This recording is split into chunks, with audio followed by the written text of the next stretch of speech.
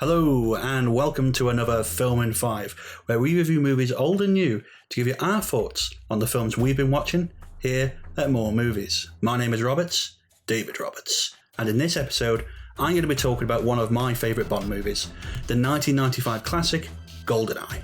And just a warning that I will be talking about some of the plot points, so if you still haven't seen this classic Bond film, consider this a spoiler alert. It is said by some that 1995's GoldenEye saved James Bond. There had not been a Bond film since Licence to Kill in 1989, and Timothy Dalton had stepped down from the role. Although now Dalton's films are appreciated more by fans, at the time they were not well received by the public. The Cold War and spying was over in real life, and to some, the Bond character was wearing thin, and seen as a sexist, misogynist dinosaur. And so in stepped Pierce Brosnan to inject some vital life back into the franchise. Starting in 1986, Bond and his fellow agent Alec Trevelyan, played brilliantly by the awesome Sean Bean, infiltrate a Soviet chemical weapons factory in Arkhangelsk. Trevelyan is seemingly caught and killed by Colonel Urumov, the facility's commanding officer, while Bond manages to destroy the site before narrowly escaping in a plane, in what could be considered one of the very best and most exciting openers to any Bond movie. 9 years later, after the dissolution of the Soviet Union, Bond attempts to prevent Xenia Onatopp, a member of the Janus crime syndicate, from stealing a Tiger attack helicopter during a military demonstration in Monte Carlo, but he fails. Returning to London, he oversees the monitoring of an incident in Siberia after the stolen helicopter turns up at a radar facility there. An electromagnetic pulse blast suddenly destroys the site.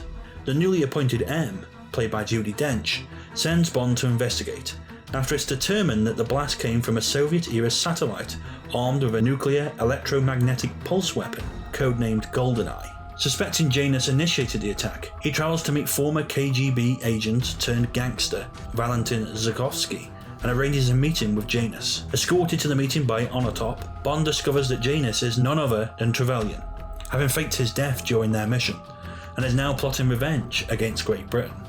GoldenEye is the result of some interesting turns of events in Bond history. The original plan was for a third Dalton film, with production beginning in 1989, with scripts being prepped for a 1990 shoot of a story based in Hong Kong.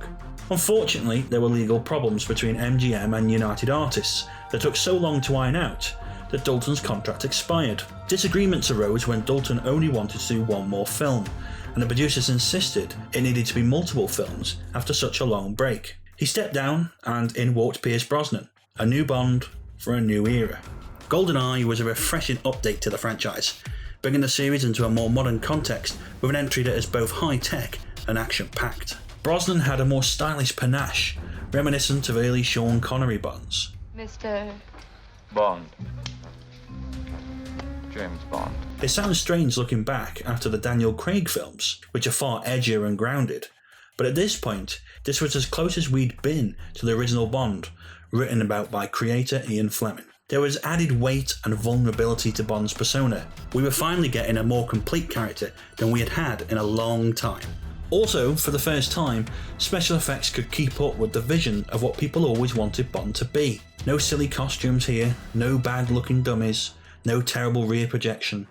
Here we get incredible stunts and modern special effects that could genuinely compete with the best Hollywood action films.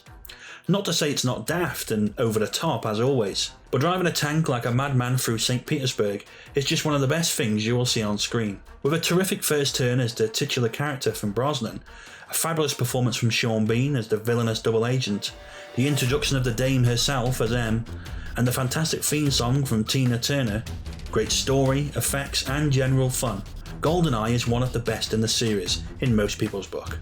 After some dodgy entries like Moonraker and Octopussy in the previous decade, and the cold reception to Dalton's Bond, the franchise could have flopped, but GoldenEye managed to bring it back with a bang. We thought the same later after Die Another Day, but Bond came back screaming with the amazing Casino Royale. So I guess what this actually proves is that Bond is pretty indestructible in terms of box office appeal. For England, James? No. For me. That's it for this review. What do you think of GoldenEye? What's your favourite Bond film? Let us know in the comments down below. Till next time, take care of yourself and keep watching more movies. That's it for this video. Let us know your thoughts in the comments down below, and remember to like, share and subscribe right here on YouTube. For more film reviews and articles, check out our website moremovies.co.uk, and join us on social media at More Movies For You. That's on Facebook, Twitter, Instagram, TikTok, all across the board. You know the score. If you enjoy what we do, please consider supporting us at buymeacoffee.com or join us on one of our packages on Patreon. The links are in the description down below. And for more filmtastic content, click one of the buttons on screen now.